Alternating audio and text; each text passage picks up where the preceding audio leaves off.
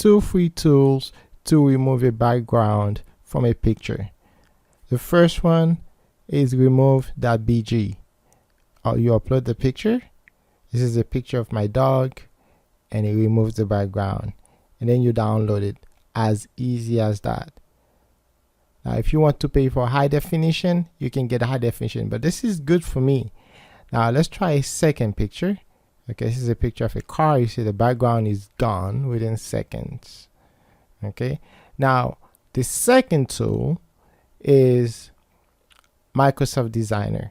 Okay, with Microsoft Designer you have many options, but one of the options is background removal. You just almost the same process. Upload your picture, and then you select background removal. There you go. You remove the background, and you can download this picture in high definition. And as you can see, I'm not paying anything for this. This is just, I sign in with my Microsoft account, and this is all free. I'm gonna go ahead and upload a second picture, a picture of my dog this time, to see the difference between Remove.BG and Microsoft Designer. There you go. This is one. This is from Designer, and this is from Remove.BG. You can see the difference.